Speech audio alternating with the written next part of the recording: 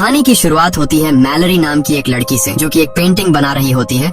Malory pregnant है और कुछ ही दिन बाद उसका बच्चा पैदा होने वाला है। तभी उसकी बहन जेसिका आती है और मैलरी से कहती है कि तुमने टीवी पर न्यूज देखा है, न्यूज में कुछ अजीब सी खबरें दिखाई जा रही हैं। मैलरी जब न्यूज देखती है तो उसे पता चलता है कि रशिया में एक ऐसी बीमारी फैल गई है जिसमें इंसान अपने दिमाग पर कंट्रोल खो देता है और यह बीमारी उस इन्फेक्टेड इंसान को खुद की जान लेने पर मजबूर कर देती है। रिपोर्टर बताता है कि अब तक पूरी तरह से किसी को भी पता नहीं है कि यह एक बीमारी है या फिर कोई वायरस। बस अचानक किसी चीज को देखकर लोग अपने आप पे कंट्रोल खोकर बेरहमी से अपनी जान ले लेते हैं। न्यूज में बताया जाता है कि यह बीमारी लाखों लोगों में फैल गई है और अब यह बीमारी रशिया से दूसरी कंट्रीज में भी फैल रही है। लेकिन मैलरी इस न्यूज को इग्नोर करके जेसिका के साथ अपनी प्रेगनेंसी चेकअप के लिए हॉस्पिटल चली जाती है। वहाँ डॉक्टर उसे खुशखबरी देती है कि बच्चा बिल्कुल ठीक है और जल्द ही वो माँ बनने वाली है। ये सुनकर मैलरी खुश हो जाती है और वापस घर लौटने लगती है। लेकिन हॉस्पिटल से निकलते वक्त मैलरी की नजर एक लड़की पर पड़ती है जो अपने सिर को जोर जोर से सामने के शीशे से मार रही होती है। ये देखकर मैलरी घबरा जाती है और जल्दी जाकर जेसिका के साथ कार में बैठ जाती है। मैलरी जेसिका से कहती है कि जल्दी चलो, मुझे लगता है कि रशिया का वो खतरनाक वायरस यहाँ भी पहुँच चुका है। बाहर सड़कों पर लोगों में हलचल मच चुकी थी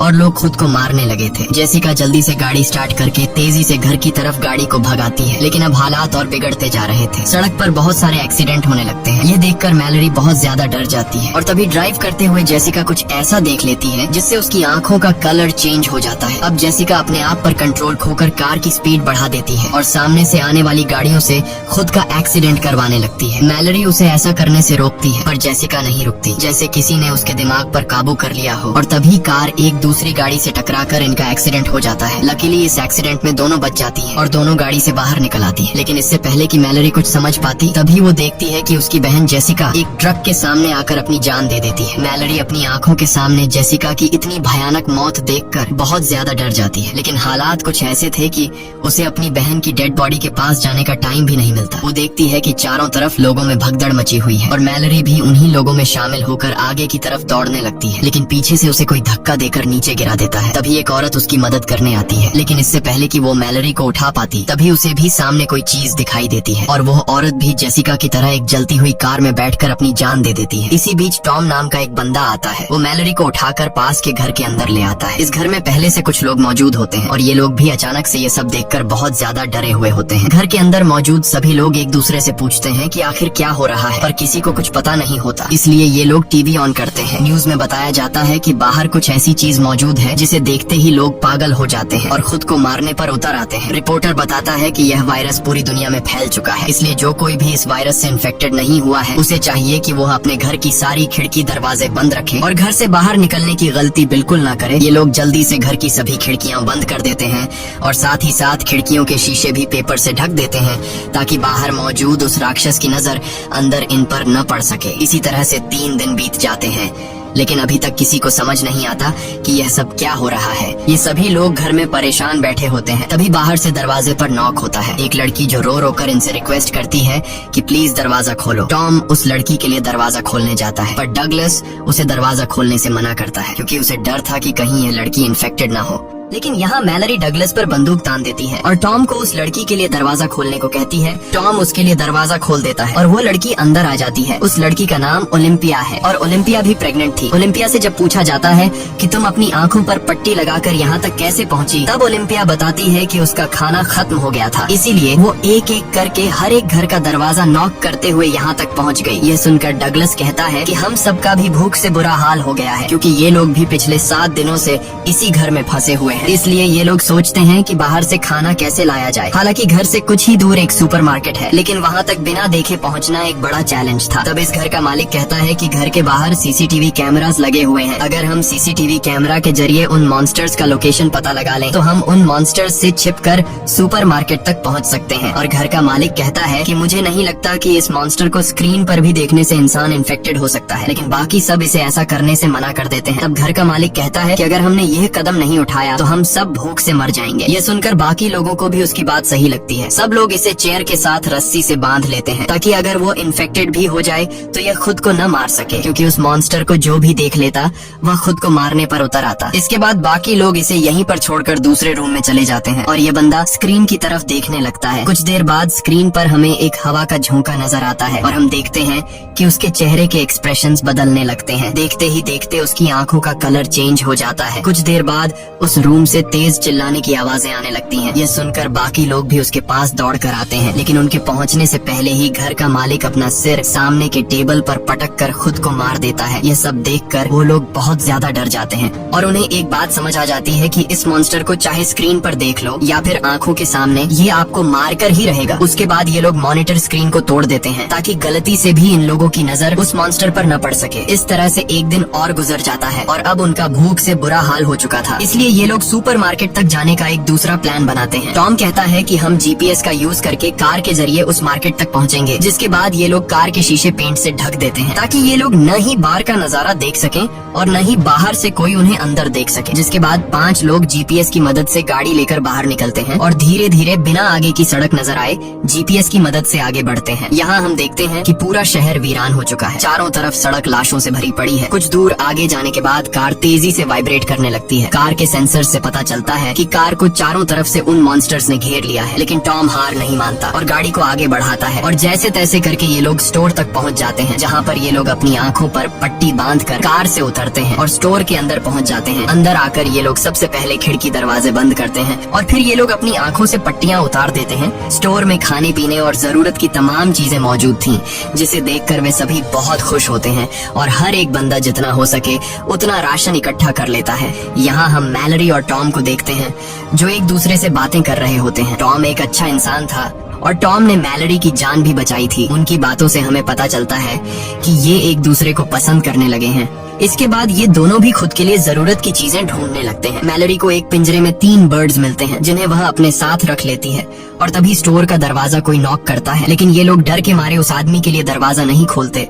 तब वह आदमी रो रो कर रिक्वेस्ट करता है कि प्लीज दरवाजा खोल दो। अब इन लोगों को उस आदमी पर तरस भी आता है और उन्हें डर भी था कि कहीं यह आदमी इन्फेक्टेड न हो, इसलिए ये लोग पहले से उस आदमी के लिए दरवाजे पर तैयार खड़े हो जाते हैं ताकि उन्हें अगर उस आदमी पर जरा सा भी शक हो कि यह इन्फेक्टेड है तो उसे मार देंगे। ये लोग जैसे ही उसके लिए दरवाजा खोलते हैं, वह आदमी जबरदस्ती घुसने लगता है और कहता है कि ये मॉन्स्टर्स बहुत ही खूबसूरत हैं, तुम सभी को इसे देखना चाहिए। यह सुनकर ये लोग समझ जाते हैं कि यह आदमी भी इन्फेक्टेड है। अब उनके पास उस आदमी को बाहर निकालने का कोई रास्ता नहीं था, इसलिए चार्ली सबको बचाने के लिए उस आदमी को जोर से धक्का देकर बाहर धकेल देता है और खुद भी उसके साथ बाहर चला जाता है। बाहर वह बंदा चार्ली को बुरी तरह से मार देता है और चार्ली ने अपने साथियों की जान बचाने के लिए अपनी जान दे दी। यहाँ मैलरी नोट करती है कि जब वो मॉन्स्टर्स करीब हों तो बर्ड्स शोर करने लगते हैं और अब ये बर्ड्स उनके लिए एक बड़ा सहारा बनेंगे। उसके बाद बाकी बचे 4 लोग राशन लेकर वापस लौट आते हैं और उन सबको चार्ली की मौत का बहुत दुख था। अब रात हो जाती है और हम देखते हैं कि सभी लोग अपने अपने रूम में चले गए हैं और तभी बाहर दरवाजे पर कोई नॉक करता है। ओलिम्पिया को जब पता चलता है कि बाहर दरवाजे पर कोई है तो वो बिना सोचे समझे उस आदमी को घर के अंदर ले आती है, लेकिन तभी मैलरी उसे देख लेती है और उसे गन से शूट करने की धमकी देती है। यहाँ पर घर के बाकी लोग भी कमरों से बाहर निकल आते हैं और एक अनजान आदमी को देखकर ये लोग डर जाते हैं और ओलिम्पिया पर चिल्लाने लगते हैं कि तुमने इस आदमी को अंदर क्यों लाया। ओलिम्पिया कहती है कि मैं अकेले बाहर रह चुकी हूँ, मुझे पता है कि अकेले बाहर रहना कितना मुश्किल है, इसीलिए मुझे इस आदमी पर तरस आकर मैंने उसे अंदर लाया। और यहाँ ये आदमी जिसका नाम गैरी है वह बताता है कि प्लीज मुझे घर से बाहर मत निकालो। वो कहता है कि मेरे घर में कुछ साइको लोग घुस आए थे जिन्होंने मेरे दोस्तों की आंखें जबरदस्ती खोल दी और उन्हें उस शैतान को दिखा दिया जिसे देखते ही मेरे सारे दोस्तों ने सुसाइड कर लिया, पर मैं किसी तरह बचकर भागते भागते यहाँ तक पहुँच गया। यहाँ हमें पता चलता है कि जो कोई भी उस शैतान को देख लेता है तो वो शैतान उस इंसान को कुछ ऐसा दिखाता है जिससे वो बहुत ज्यादा डर जाता है। यानी यह शैतान उस इंसान को उसकी जिंदगी का सबसे बड़ा दुख या फिर नुकसान दिखाता है। ये दुख इतना गहरा होता है कि वो सह नहीं पाता और अचानक बहुत ही ज्यादा डिप्रेशन में जाकर वो इंसान खुद को मार देता है। यहाँ गैरी कुछ और बातें भी बताता है। वो कहता है कि उन साइको लोगों की आंखों पर पट्टी नहीं थी बल्कि वो उस शैतान को को देखकर खुश हो रहे थे। गैरी की यह बातें सुनकर हमें पता चलता है कि वो शैतान उस इंसान को नहीं मार पाता जो अपनी जिंदगी में पहले से बहुत ज्यादा दुखी होता है, क्योंकि वो पहले से ही अंदर से टूटा हुआ होता है। इसलिए वो इंसान जो पहले से अपनी जिंदगी डिप्रेशन में गुजार रहा हो, उस पर शैतान की इस चाल का ज्यादा असर नहीं होता, बल्कि शैतान उसे अपना गुलाम बना लेता है ताकि इंसान के रूप में रहते हुए ये लोग और इंसानों का शिकार कर सकें। अब क्या गैरी भी उस शैतान का एक पपेट है या फिर इन्हीं की तरह एक आम इंसान, ये तो हमें आगे पता चलेगा। यहाँ सब लोग गैरी को घर में रहने की इजाजत दे देते हैं, लेकिन डगलस को गैरी पर बिल्कुल भरोसा नहीं होता और वो गुस्से में गन लेकर उसे बाहर निकलने की धमकी देता है। और तभी पीछे से शर्ला आकर डगलस को सर पर किसी चीज से मारकर बेहोश कर देती है और सब मिलकर डगलस को दूसरे कमरे में बंद कर देते हैं और गैरी सबका शुक्रिया अदा करता है। उसके बाद अगले दिन अचानक मैलरी और ओलिम्पिया दोनों को एक साथ लेबर पेन्स शुरू हो जाते हैं। टॉम और शर्ला उनकी मदद करते हुए दोनों को ऊपर के कमरे में ले जाते हैं, लेकिन गैरी नीचे ही रहता है और उसकी हरकतें भी कुछ अजीब सी होने लगती हैं। वो शैतान की ढेर सारी तस्वीरें निकालकर टेबल पर रख देता है और उसकी आंखें देखकर हमें पता चलता है कि गैरी भी शैतान के कंट्रोल में है। इसी बीच मैलरी और ओलिम्पिया अपने बच्चों को जन्म देती हैं। ओलिम्पिया को एक बेटी होती है और मैलरी को एक बेटा। लेकिन नीचे पिंजरे में बंद पंछी शोर करने लगते हैं, जिसे गैरी तंग होकर पिंजरे को उठाकर फ्रिज में बंद कर देता है और खिड़कियों पर लगे पेपर्स को उतार देता है। तभी डगलस उसकी हरकतें देखकर समझ जाता है कि वो भी शैतान का एक पपेट है, जो शैतान को देखकर मरते नहीं बल्कि शैतान के कहने पर दूसरों की जान लेते हैं। डगलस चिल्लाकर बोलता है कि मैंने कहा था कि इस बंदे को घर से निकाल दो। डगलस की आवाज सुनकर टॉम नीचे आता है, लेकिन तभी गैरी पीछे से आकर टॉम के सिर पर वार करके उसे बेहोश कर देता है। इसके बाद गैरी डगलस से भी छुटकारा पाने के लिए उसकी तरफ बढ़ता है, लेकिन तभी उसके कानों में बच्चों की आवाजें आती हैं। इसलिए वो डगलस को छोड़कर ऊपर ओलिम्पिया और मैलरी के कमरे में जाता है, जहाँ वो खिड़कियों पर लगे सभी पेपर्स को हटा देता है और जैसे ही ओलिम्पिया बाहर देखती है वो शैतान के वश में आ जाती है। अब मैलरी को समझ आ जाता है कि ओलिम्पिया अब किसी तरह से खुद को मार कर ही रहेगी, इसलिए वो ओलिम्पिया से उसकी बेटी छीन लेती है और तभी ओलिम्पिया खिड़की से कूदकर अपनी जान दे देती है। उसके बाद गैरी शर्ला को पकड़कर जबरदस्ती उसकी आंखें खोल देता है और वो भी इन्फेक्टेड होकर खुद को खत्म कर लेती है। अब गैरी मैलरी की तरफ बढ़ता है, पर उसने चादर से अपने साथ दोनों बच्चों को छिपा रखा होता है, इसलिए अभी तक वो ठीक रहती है। पर गैरी उसे चादर छीनकर बाहर देखने के लिए उकसाने लगता है, लेकिन तभी वहाँ डगलस बंदूक लेकर पहुँचता है और अपनी आंखें बंद करके गैरी को शूट करने की कोशिश करता है। पर गैरी को पता होता है कि डगलस को नजर नहीं आ रहा, इसलिए वो मौके का फायदा उठाते हुए दौड़कर डगलस को अपने साथ ऊपर के फ्लोर से नीचे ग्राउंड फ्लोर पर गिरा देता है। गैरी डगलस को सीजर से मार देता है, ये कहते हुए कि तुम उस शैतान की खूबसूरती को नहीं देख पाओगे। इसी बीच टॉम को होश आता है और किसी तरह शॉट गन उठाकर गैरी को मारकर खत्म कर देता है। उसके बाद टॉम ऊपर जाकर मैलरी और बच्चों को शांत करता है। अब सिर्फ टॉम, मैलरी और 2 बच्चे जिंदा बचे थे। इसके बाद 5 साल के बाद का सीन दिखाया जाता है, जहां मैलरी और टॉम अब रिलेशनशिप में हैं और बच्चे भी बड़े हो चुके हैं, लेकिन खतरा अभी तक टला नहीं। बाहर अभी भी शैतान के कंट्रोल में लोग घूम रहे थे और वो नॉर्मल इंसानों को पकड़कर मार डालते थे। ये लोग पिछले 5 सालों से इसी तरह से चुपचाप जिंदगी गुजार रहे हैं। मैलरी ने बच्चों को इस मुश्किल स्थिति में सरवाइव करने के सभी तरीके सिखा दिए थे। यहाँ आप लोगों को भी पता चल चुका होगा कि जो लड़का है वो मैलरी का अपना बेटा है, लेकिन ये लड़की मैलरी की बेटी नहीं, बल्कि ये लड़की ओलिम्पिया की बेटी है, जो मरने से पहले ओलिम्पिया ने मैलरी के हवाले कर दी थी। एक दिन रेडियो से आवाज आती है जिसमें रिक नाम का एक आदमी बताता है कि हम जहाँ पर हैं ये जगह पूरी तरह से सेफ है। यहाँ पर हमारी एक कॉलोनी है, इस कॉलोनी में खाने पीने और जरूरत की तमाम फैसिलिटीज मौजूद हैं। वो आदमी बताता है कि अगर तुम लोग यहाँ आना चाहते हो तो नदी के बहाव के साथ आओ। जब नदी का बहाव सबसे तेज होगा तो वहीं पास के जंगल के बीच हमारी कॉलोनी मिल जाएगी। वहाँ बहुत सारे बर्ड्स हैं जिनकी आवाज सुनकर तुम हमें ढूंढ सकते हो, और हाँ, नदी के बहाव के साथ यहाँ आने में तुम्हें 2 दिन लगेंगे। टॉम उस आदमी पर भरोसा करके वहाँ जाना चाहता था, पर मैलरी वहाँ जाने से मना करती है। वो कहती है शायद ऐसा भी हो सकता है कि वो इंसान इन्फेक्टेड हो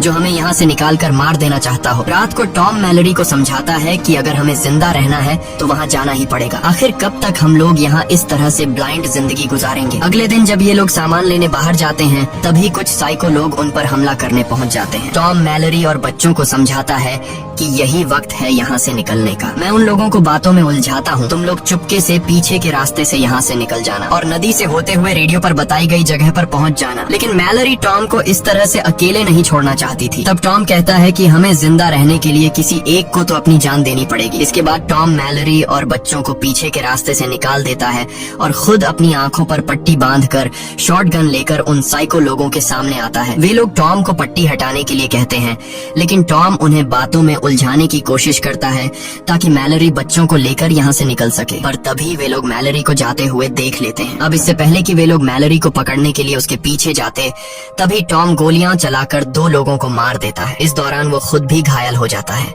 और अब बिना देखे बाकियों को खत्म करना उसके लिए मुश्किल हो रहा था, इसलिए वो अपनी आंखों से पट्टी हटा देता है और वहाँ पर मौजूद 2 और लोगों को भी मार देता है। अब सिर्फ एक ही साइको इंसान बचता है और जब टॉम उस आखिरी बचे हुए साइको इंसान को मारने जाता है, तभी वो शैतान भी वहाँ पर पहुँच जाता है और वो शैतान टॉम को अपने वश में करने लगता है। लेकिन पूरी तरह से वश में आने से पहले टॉम उस आखिरी बचे आदमी को भी मार देता है और फिर उसी गन से खुद भी अपनी जान ले लेता है। वहीं मैलरी गोली की आवाज सुनकर समझ जाती है कि टॉम अब मर चुका है। वो बहुत ज्यादा रोती है क्योंकि इस मुश्किल वक्त में टॉम ही उसका सहारा था। जिसके बाद वो रेडियो पर बताए हुए ठिकाने पर जाने की तैयारी करने लगती है। वो बच्चों को समझाती है कि यह सफर बहुत मुश्किल होगा, लेकिन हमें जिंदा रहने के लिए वहाँ पर जाना ही होगा। और एक बात ध्यान से सुनो, चाहे जो भी हो जाए, तुम दोनों को अपनी आंखों से पट्टी नहीं उतारनी है, वरना तुम दोनों मारे जाओगे। इसके बाद मैलरी खुद के और अपने बच्चों की आंखों पर पट्टी बांधकर नदी की तरफ निकल पड़ती है और रस्सी का सहारा लेते हुए नदी तक पहुंच जाती है, जहां ये लोग एक बोट में बैठकर नदी के बहाव के साथ आगे बढ़ने लगते हैं। मैलरी अपने साथ पिंजरे में बंद उन बर्ड्स को भी रखती है। कुछ घंटों के सफर के बाद मैलरी रेडियो के जरिए उस कॉलोनी में रहने वाले लोगों से कांटेक्ट करती है जहां वो जा रही है। लेकिन तभी पिंजरे में बंद परिंदे शोर करने लगते हैं और उसी वक्त एक डरावनी आवाज मैलरी को बार बार पुकारने लगती है, पर वो सब कुछ इग्नोर करके आगे बढ़ना जारी रखती है। कुछ ही दूर जाने के बाद वो आवाज उसके और करीब होने लगती है। अब हम देखते हैं कि एक आदमी मैलरी के काफी करीब आकर उससे कहता है कि तुम अपनी आंखों से पट्टी निकाल दो, तुम यहाँ पर सेफ हो और मेरे पास खाना भी है। लेकिन मैलरी बच्चों को चादर से छिपाकर गन से चारों तरफ शूट करने लगती है, जिससे वो आदमी समझ जाता है कि मैलरी अपनी आंखों से पट्टी नहीं हटाएगी। इसलिए वो आदमी बोट के पास आकर मैलरी पर हमला कर देता है और जबरदस्ती मैलरी की आंखों से पट्टी हटाने की कोशिश करता है। और यह आदमी भी गैरी की तरह मैलरी से कहता है कि तुम्हें अपनी आंखों से पट्टी हटाकर उस शैतान को देखना चाहिए, वो बहुत ज्यादा खूबसूरत है। लेकिन मैलरी खुद को बचाने के लिए एक हथियार से उस पर हमला कर देती है और उसे मारकर वहाँ से बच निकलती है। इस तरह से सफर करते हुए मैलरी और बच्चों को 24 घंटे गुजर चुके थे और ये लोग बहुत ज्यादा थक जाते हैं। तभी अचानक बोट एक ट्रक से टकराती है, जिससे उसका बेटा और खाने पीने का सामान पानी में गिर जाता है। अब मैलरी अपने बेटे को तो पानी में डूबने से बचा लेती है, लेकिन इनके पास जो खाने पीने की चीजें थीं, वो नदी में बह जाती हैं। ये देखकर मैलरी बहुत ज्यादा परेशान हो जाती है, क्योंकि अगर उन्हें खाने पीने की चीजें नहीं मिली तो वो भूख से मर जाएंगे। इसलिए मैलरी खाना ढूंढने के लिए बोट को नदी के किनारे लगाती है और बच्चों से कहती है, चाहे कुछ भी हो जाए तुम दोनों बोट पर ही रहना और अपनी आंखों से पट्टी बिल्कुल भी मत निकालना। इसके बाद वो बोट से एक रस्सी बांधकर खाने पीने की चीजें ढूंढते हुए जंगल के बीच एक घर में पहुंचती है और वहाँ उसे कुछ खाने पीने की चीजें मिल भी जाती हैं। लेकिन सामान लेकर जब वो वापस लौटने वाली होती है, तभी वो शैतान उसके पीछे पड़ जाते हैं और मैलरी को इंसानों की आवाज में बुलाने लगते हैं। मैलरी गोलियां चलाते हुए तेजी से वहाँ से भागती है। गोलियों की आवाज सुनकर ओलिम्पिया की बेटी खुद को रस्सी से बांधकर बोट से उतरती है और मैलरी को ढूंढने के चक्कर में सीधे उस शैतान के पास चली जाती है। लेकिन तभी मैलरी उसे खींचकर वापस ले आती है और गुस्से में उसे डांटती है कि मैंने तुमसे कहा भी था कि बोट से मत उतरना। इसके बाद ये तीनों फिर से अपना सफर जारी रखते हैं और अब मैलरी और बच्चे 42 घंटे से लगातार सफर पर हैं। मैलरी बच्चों को समझाती है कि अब नदी में एक ढलान आने वाला है, जिससे पानी का बहाव बहुत तेज हो जाएगा, इसलिए बोट को मजबूती से पकड़ कर रखना। थोड़ी ही दूर आगे जाने के बाद नदी का बहाव तेज होने लगता है। ये लोग मजबूती से बोट को कसकर पकड़ लेते हैं, लेकिन यह रास्ता बहुत ही ज्यादा खतरनाक था। तभी अचानक उनकी बोट पलट जाती है और तीनों पानी में गिर जाते हैं और ये तीनों पानी में बहते रहते हैं। अब मैलरी अपने बेटे को तो पानी में पकड़ लेती है, लेकिन ओलिम्पिया की बेटी को जमीन मिल जाती है और वो मैलरी को पुकारने लगती है। लड़की की आवाज सुनकर मैलरी उसे भी ढूंढ लेती है। इस तरह से उन्होंने अपने सफर का सबसे मुश्किल रास्ता तय कर लिया था और अब उनकी मंजिल काफी करीब थी। ये लोग जंगल में आगे बढ़ते हैं और तभी उन्हें परिंदों की आवाज भी सुनाई देती है, जिस तरह से उन्हें रेडियो में कहा गया था। ये लोग परिंदों की आवाज का पीछा करते हुए उसी डायरेक्शन में जाते हैं, लेकिन तभी वो शैतान भी वहाँ पहुँच जाता है और उनका पीछा करने लगता है। वो शैतान उन्हें अपनी आंखों से पट्टी हटाने के लिए बहकाने की कोशिश करता है, लेकिन मैलरी बच्चों से कहती है कि आवाज पर ध्यान मत दो और आगे बढ़ते रहो। आगे बढ़ते दौरान अचानक मैलरी नीचे गड्ढे में गिर जाती है और बेहोश हो जाती है। बच्चे भी परेशान हो जाते हैं कि मैलरी कहाँ गई। वे लोग मैलरी को यहाँ वहाँ ढूंढने लगते हैं और मौके का फायदा उठाते हुए वो शैतान मैलरी की आवाज में बच्चों से पट्टी उतारने को कहता है। ना समझ बच्चे शैतान को मैलरी समझकर अपनी आंखों से पट्टी उतारने लगते हैं, पर तभी सही समय पर मैलरी होश में आ जाती है और जोर से चिल्लाकर बच्चों को पट्टी उतारने से रोक लेती है और उनकी आवाज को फॉलो करते हुए बच्चों के पास आ जाती है। इसके बाद मैलरी उन्हें लेकर बर्ड्स की आवाज सुनते हुए भागना शुरू करती है, क्योंकि इस बीच वो शैतान बिल्कुल उनके पीछे पड़ा हुआ था और हर एक संभव कोशिश करके इन लोगों को कॉलोनी में एंटर होने से रोकने की कोशिश कर रहा था। पर ये लोग शैतान को इग्नोर करके फाइनली उस जगह तक पहुंच जाते हैं और मैलरी जल्दी दरवाजा खोलने के लिए इन लोगों से रिक्वेस्ट करती है। वो लोग उन्हें अंदर ले आते हैं और सबसे पहले उनकी आंखें चेक करके कंफर्म किया जाता है कि वह इन्फेक्टेड हैं या नहीं। जब उन्हें पता चलता है कि ये तीनों इन्फेक्टेड नहीं हैं, तो वो लोग उन तीनों को कॉलोनी के अंदर ले आते हैं। मैलरी अपनी पट्टी हटाकर देखती है कि ये एक ब्लाइंड स्कूल है जहाँ ज्यादातर लोग देख नहीं सकते और इसलिए वो शैतान उनका कुछ नहीं बिगाड़ सकता। यहाँ मैलरी की मुलाकात रिक नाम के एक बंदे से होती है। ये असल में वही बंदा है जिसने रेडियो के जरिए मैलरी और टॉम को इस जगह का लोकेशन दिया था। यहाँ बहुत सारे बर्ड्स भी पाले जाते हैं ताकि खतरे की वार्निंग उन्हें मिलती रहे। मैलरी भी पिंजरे में बंद उन परिंदों को आजाद कर देती है। इसी के साथ ये कहानी खत्म हो जाती है। अगर आपको वीडियो अच्छी लगी हो तो हमारे चैनल को सब्सक्राइब और वीडियो को लाइक जरूर कीजिएगा। और अगर आपको इस मूवी का सेकंड पार्ट देखना है तो कमेंट में पार्ट 2 लिखें।